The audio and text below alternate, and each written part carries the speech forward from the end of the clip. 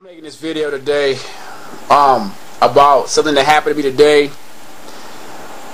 when I went to apply for a job. Alright, I was out and about, just out and about, just going from place to place, running errands, getting my car fixed and all that stuff or whatever. Today was a very good day for the most part,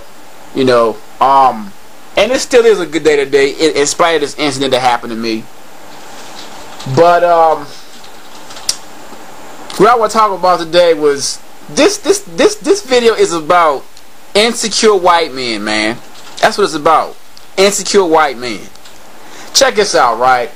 I went to drop off a job application, right, at this particular school, right? I'm not giving no names, whatever, about where it's at, but it's in Oakland, alright? I went to drop off a job application, and there was a carnival there, and there was no place to park. I circled around the school like 2 or 3 times, looking for a parking spot, and I didn't have change for the meter, okay? Now normally I would sit back and go to the student parking lot, just buy a ticket and park there, but since it was taken up, I couldn't park there, right? Okay, so I had to pull into the faculty parking lot. Now, there were 2 cops, man. 2 cops in squad cars talking to each other, right?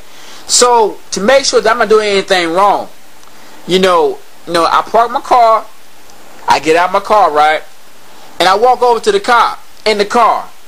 And man, because, because I was walking really confident, and like I wasn't intimidated, man. You should see the look on this white dude's face, this white cop's face. I mean, he looked kind of disgusted, like intimidated, eyes rolling down, all type of weird stuff, right?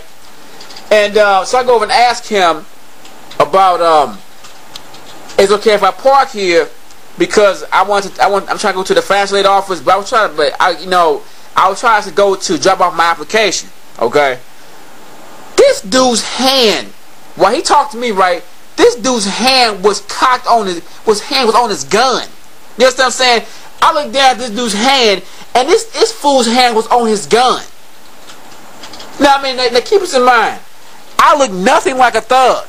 You understand what I'm saying? My pants are always on my ass. I'm too old for that. I'm too old for that saggy pants stuff, man. Come on now.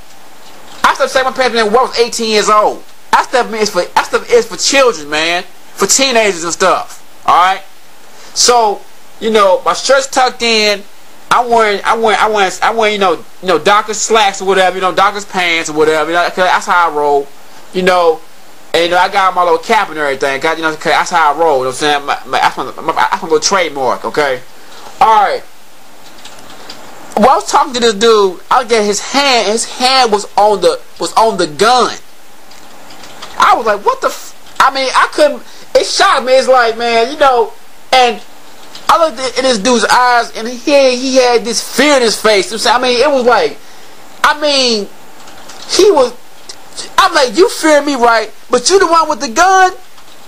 Why you gonna fear me and you got the gun? That don't even make sense to me, man. And it's like, man, I talk about how these trigger-happy white male cops, man, they're trigger-happy. They become cops for the express purpose of punking some black man's ass. They become cops for the express purpose of punking you.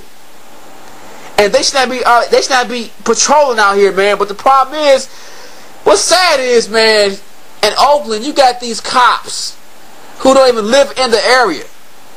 They have very little interaction with black people, okay? You know what I'm saying? And they're afraid of black people, and particularly afraid of black men, okay? And they're taking these jobs, man, in Oakland for the express purpose of shooting your black ass. Okay? If I would have got outside my car, man, with my black jacket on, he probably would have shot my ass, man. I'm serious. He probably would have shot my black ass. You know what I mean? And it just goes to show you, man, how here I was, my life could have gotten taken over me trying to turn in a damn job application. Okay? My life could have got taken over something that small. You know, out here, black men have that many obstacles to their life. That many. You know what I mean? And, you know, but what tripped me out was that he was intimidated because I was confident, man. He was intimidated because I looked at him straight in his face, man. With no fear, nothing. And that stuff intimidated him. You know what I mean? This society has a problem seeing black men walk with their heads up. They have a problem seeing you walk with your shoulders up and your head up and everything. And I'm not even the tallest guy, man. You know what I'm saying? They have a problem seeing black men walk with confidence, period. Everybody has a problem with this. They want to bring you down. I'm supposed to be shuffling or whatever. I'm like, dude, you the cop. I've done a damn thing wrong, so why should I be afraid of you? If I was doing anything wrong, I mean, you're supposed to sit back and protect and serve. So why the hell do you have your hand on your damn gun? You know what I'm saying? You see my hands, right? My hands are free. You know what I mean? So why do you act like this cat put his hand on his damn gun like he shoot me or something or whatever? You know what I'm saying? And it did bother me a little bit that when I saw it bothered me a little bit, man. It was like, wow. You know, the things, my experiences, man, sometimes that I've gone through trip me out sometimes, man. To me, it's amazing to me, man. The things that I've gone through, man. It's amazing. It's like, wow. You know what I'm saying? I went through all of that, try turning in a damn job application. That's crazy. You know what I'm saying? But had to talk about that, man, because I was amazed by it. And you know, I've said this a million times too, man. There's something wrong with black people out here in Oakland. There's something wrong with black people in California, period. I've said that a million times. They are just strange, man. Strange. You know what I'm saying? Just strange, man. It's crazy. And I know niggas gonna say, man, the nigga move, nigga. I know what you're gonna say, man. Believe me, I gotta have capital to move first. Which is why I'm trying to find a damn job. You know what I'm saying? You can't move without capital, dude. So basically, you know, I'm out here dealing with these strange niggas and junk and all these crazy folks and stuff, man. But I had to talk about that because it is absolutely unreal the amount of threats to a black man's life. It's just crazy, man. The amount of threats a nigga has to deal with. And nobody understands it but you. Okay? And maybe the women who love you, well, women who love you, of course they understand too, you know what I'm saying? But it's unreal, man, the amount of threats to a black man's life out here.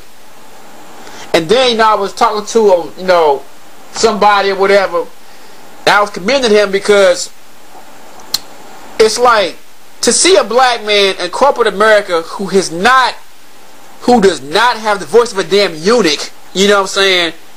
No, all bitchified and stuff and everything, and who still retains his masculinity is absolutely amazing. Because every nigga I see, almost every other nigga I see, man, even out here who have these damn corporate jobs with these clean cut clean cut ties and jobs, man, these niggas are always gay, man. I saw one today when I went to apply. Nigga was fruity as hell, man. Don't get it. And yet, man, a nigga who walk with swagger, oh man, that's the problem. So, man, I commend the black men who are able to retain that masculinity and still be successful, man. For real, because there are a lot of things in society that try to rob you of it. Anyway, man, I want to talk about that because it was crazy, man. That's all I got to say about that.